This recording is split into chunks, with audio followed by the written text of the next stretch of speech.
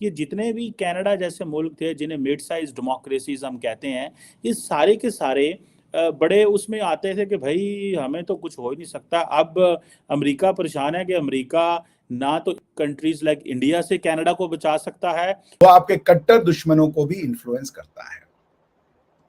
आप अगर बातें समझा रहे हैं तो लोग समझते हैं, और मोदी जी ने यही किया।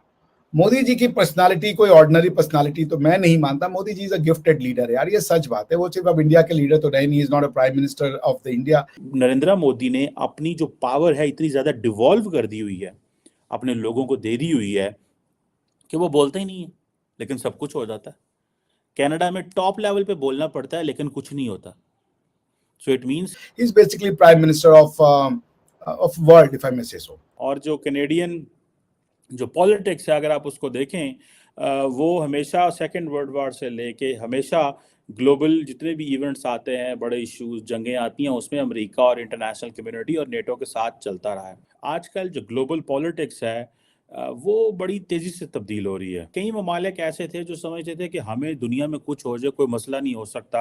उनमें जो top of the line country है वो कनाडा है। कि कनाडा जो समझता था कि हमारे तो दाएं बाएं वो हैं, समंदर हैं, ओशन हैं, ऊपर हमारे आर्कटिक है, नीचे अमेरिका, हमें किसी ने तंग करना है। वो इंडिया से इस वक्त बड़ा डिस्टर्ब है। अगर आपको याद हो कनाडा ने ये कहा था कि आप हमारे डोमेस्टिक पॉलिटिक्स में इंटरफेयर कर रहे हैं, जिसे वो कहते हैं ना, ट्रूडो भी परेशान हो गई कि ये क्या है।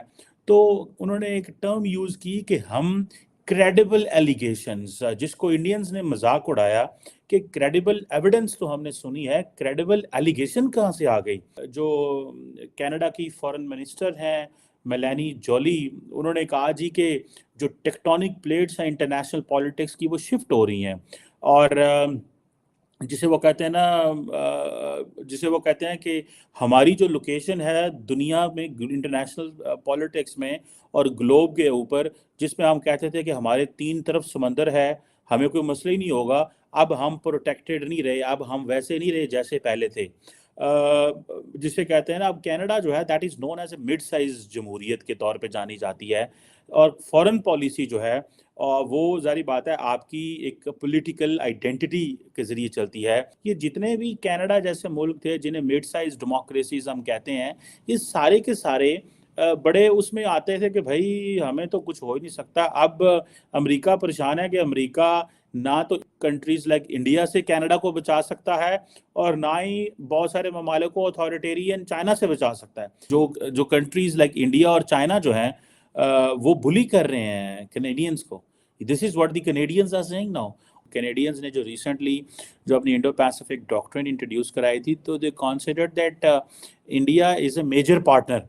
वो पार्टनर थे, वो पर पे आवे, वो पार्टनर लिफ्ट ही नहीं कराता। पार्टनर ने पकड़ के आपके जो है डिप्लोमेट्स निकाल दिए, पार्टनर ने पकड़ के आपको जो है वो। और मज़े की बात यह है, इंडिया ने इतनी खूबसूरती से ये सब कुछ किया कि एक दफ़ा भी प्राइम मिनिस्टर मोदी को लफ्ज़ नहीं बोले, एक दफ़ा भी। इट मीन्स कि नरेंद्र मोदी ने अपनी जो पावर है इतनी ज़्यादा डिवॉल्व कर दी हुई है, अपने लोगों को दे दी हुई है कि वो बोलते ही नहीं है लेकिन सब कुछ हो जाता है। कनाडा में टॉप लेवल पे बोलना पड़ता है लेकिन कुछ नहीं होता। So it means system is fragile in Canada, system is not fragile in India. कि सारे के सारे कनाडा बोलता है, Canadian opposition leader, parliament, media, Justin Trudeau, Jagmeet Singh, जितने भी लोग थे सारे बोले हैं, लेकिन नरेंद्र मोदी बोले ही नहीं।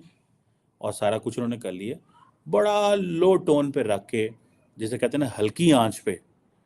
जो अपना जयशंकर ने कहानी सुनाई है, और वो बस हर जगह यही कहता रहा, हमारी बात हो गई, हमने बात कर ली, और किसी ऑस्ट्रेलियन, किसी अमेरिकन।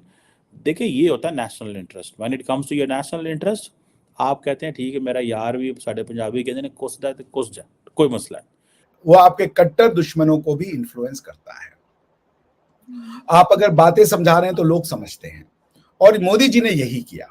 मोदी जी की पर्सनालिटी कोई ऑर्डिनरी पर्सनालिटी तो मैं नहीं मानता। Modi ji is a gifted leader यार, ये सच बात है। वो सिर्फ अब इंडिया के लीडर तो रहे नहीं, is not a prime minister of the India, he is basically prime minister of world, if I may say so. This is nothing but miracle. कि आपका कट्टर दुश्मन जो ये कह रहा हो कि भारत तेरे टुकड़े होंगे इंशाअल्लाह इंशाअल्लाह, जो ये कह रहा हो कि आरएसएस की और मोदी की कबर खुदेगी जेएनयू की धरती पर, आप कबर खोद रहे थे और अब आप जो है फूल दे रहे हो, वो भी गुड लक के फूल दे रहे हो। तो कुछ तो बात है मोदी जी में कि उनकी लीडरशिप में कुछ बात है, उनकी कश्मीर पॉलिसी जिस डेफ्टली उन्होंने कश्मीर को डील किया और कश्मीर के लोगों को बताया कि हम आप एक है, आपका रिलीजन आपका पर्सनल इशू है, सारी दुनिया में ये बात अब जा चुकी है और आप हमारे साथ आइए, आप अपने धरती से जुड़िए, आप अपने सोसाइटी से जुड़िए, और वो बात वो कम्युनिकेट करने में बहुत हद तक सफल हुए हैं। तो this is the positive thing about prime minister Modi, और वो एक के बाद एक अपने दुश्मनों को जीतते चले जा रहे हैं।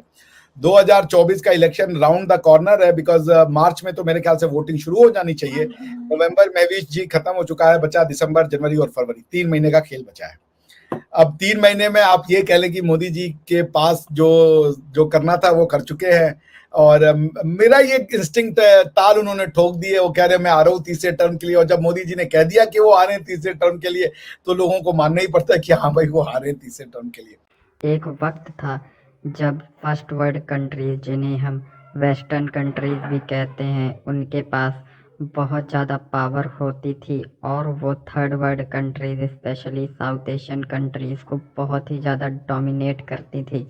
लेकिन over the period of time equations change हो चुकी हैं और जो फर्स्ट वर्ल्ड कंट्रीज़ हैं वो पहले जैसी डोमिनेंट पोजीशन पे नहीं रही। अब ये दुनिया मल्टीपोलर हो चुकी है और बहुत सारे पावर सेंटर बन चुके हैं।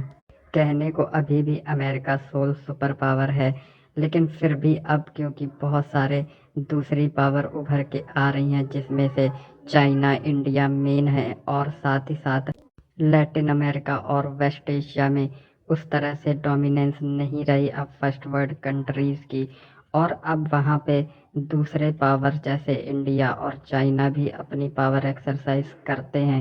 हाल ही में जब इंडिया और कनाडा के बीच में डिप्लोमेटिक स्पैट शुरू हुआ तो ऐसा स्पेकुलेट किया जा रहा था कि कनाडा के सामने इंडिया सबमिट कर देगा, लेकिन जस्ट वाइस वर्सा हुआ और कनाडा सबमिट करता नज़र आ रहा है इंडिया के सामने। और ये बहुत ही अनप्रेसिडेंटेड और शॉकिंग इवेंट था, क्योंकि इससे पहले कभी भी ऐसा नहीं हुआ था कि कोई थर्ड वर्ल्ड कंट्री के सामने फर्स्ट वर्ल्ड कंट्री घुटने टेक दे।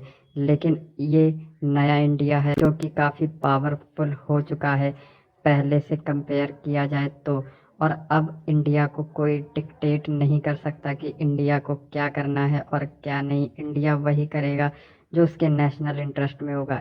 इस पर पाकिस्तानी मीडिया काफ़ी शॉक्ड नज़र आया और उनका यही कहना है, एक तरफ जहां हम कुछ डॉलर्स के लिए उनके पैर छू रहे हैं, वहीं इंडिया उन्हें आंखें दिखा रहा है और इंडिया को जो भी मन कर रहा है इंडिया वही कर रहा है। इससे पता चलता है कि इंडिया कितना पावरफुल हो चुका है।